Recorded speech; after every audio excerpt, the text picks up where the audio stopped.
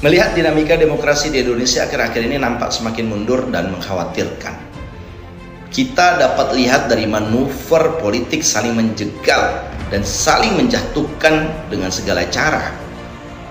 Publik melihat orkestrasi gerakan menghalangi satu tokoh menjadi kandidat calon presiden sangat kasat mata dilakukan oleh institusi negara seperti manuver Kepala KSP Muldoko dan juga manuver Ketua KPK Firly seputar pemaksaan pidana korupsi pada Formula E. Kedua manuver tersebut merupakan cara-cara yang jauh dari kata demokratis dan lebih tepat disebut upaya tidak bermoral yang dilakukan pejabat publik menghalangi kandidat tertentu untuk berkontestasi sebagai calon presiden.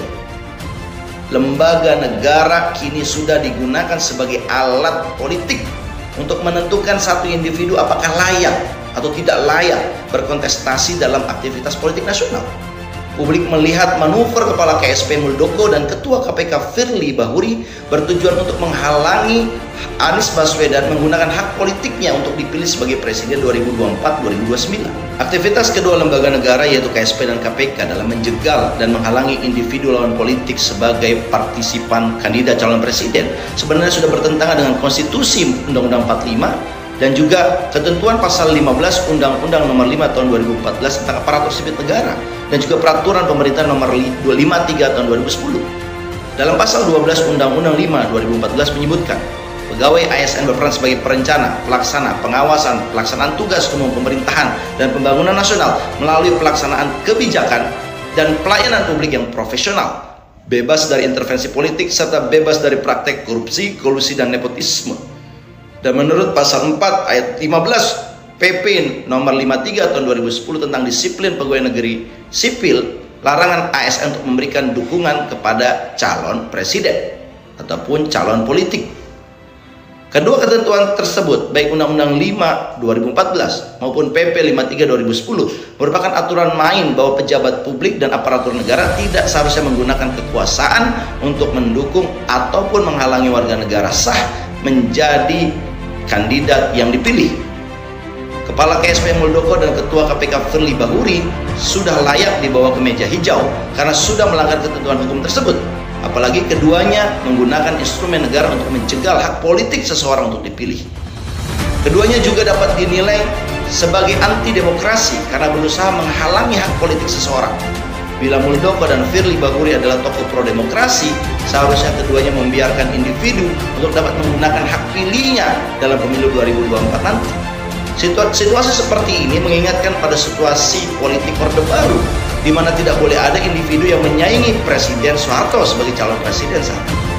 Situasi politik kian menghangat setelah isu pengajuan peninjauan kembali PK di Mahkamah Agung oleh Muldoko. Tercatat MA sudah menolak kasasi yang diajukan KSP Muldoko terkait keputusan Menteri Hukum dan HAM yang menolak hasil Kongres Luar Biasa Partai Demokrat di Deli Serdang. Sudah berkali-kali gugatan hukum KSP Muldoko ditolak Pengadilan Tata Usaha Negara PT UN Jakarta di tingkat pertama dan juga di tingkat tinggi DKI Jakarta. Publik menilai bahwa upaya Muldoko ini sebagai upaya untuk menjegal pencapresan Anies Baswedan karena bila Partai Demokrat diambil alih Muldoko dari AHY, maka Demokrat tidak akan memilih Anies Baswedan lagi. Muldoko pun berdalih bahwa peninjauan kembali PK di MA tidak ada hubungannya dengan pencapresan Anies Baswedan.